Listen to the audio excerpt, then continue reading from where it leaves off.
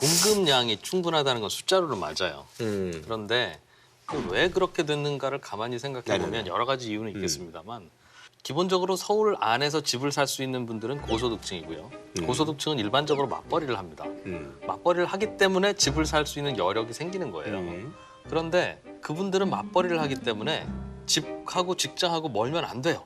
그런데 맞벌이가 육아까지 같이 하려면 출퇴근 시간이 30분을 넘어가기 시작하면 가정사가 삐걱거리기 시작합니다. 그래서 서울 안에서 집을 찾기 시작했습니다. 이걸 어떻게 막을 방법은 없어요. 소득이 받쳐주는 분들은 자꾸 이제 아파트 중도 새 아파트를 살려고 하니까 그걸 공급하지 않고 외곽 지역에다가 공급을 하면 숫자는 되게 많은데 수요자 입장에서는 내가 찾는 집은 없는 거죠. 지금 이제 공급이 충분하다 그랬잖아요. 근데 진짜 필요한 곳은 어디냐? 사람들이 몰리는 것은 강남이나 또는 최근에 이제 부상하고 있는 지역들이잖아요. 거기 공급이 거의 안 돼요. 거기는 지금 고밀도 개발도 안 되지, 또 재건축도 안 되지, 재개발도 안 되지. 그러니까 공급이 늘어날 방법이 없잖아요. 그리고 이거는 부동산 시장이라는 것도 일종의 투자 시장이잖아요. 투자 시장에서 돈 되는 곳에 돈이 몰리는 건 당연한데 정부가 집값을 잡겠다고 정책을 쓰면서 이거를 일관성 있는 정책을 쓰는 게 아니라 계속 바뀌니까. 정책이 계속 바뀌니까 실질적으로 이 정책에 대한 신뢰도가 떨어지면서 사실은 그 정책의 효과가 확 반감이 되어버린 거죠.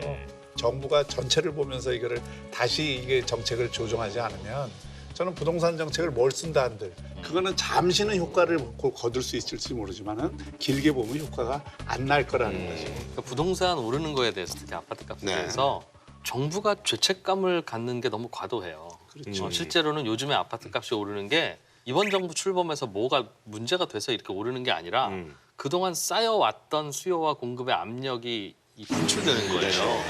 이번 정부도 집값 상승을 무찌르겠다고 부담 가질 필요는 없는데 네네네. 정권 초기에 거기에 대한 부담을 갖고 대응을 너무 강력하게 하는 바람에 그 다주택자들 양도세 무겁게 물릴 테니 4월 이전에 답하시고 4월 이후에는 큰일 나실 각오하세요 하니까 좀 매물이 묶여버렸잖아요. 지금 요즘에는 이젠 그 어떤 정책을 써도 다주택자 매물은 안 나옵니다. 이미 집값이 많이 올랐기 때문에 양도세가 상당히 많은데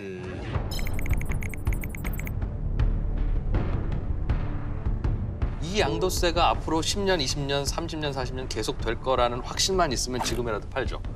그런데 이게 정권 바뀌면 약해질 거라고 하는 믿음이 여전히 많이 남아 있어요.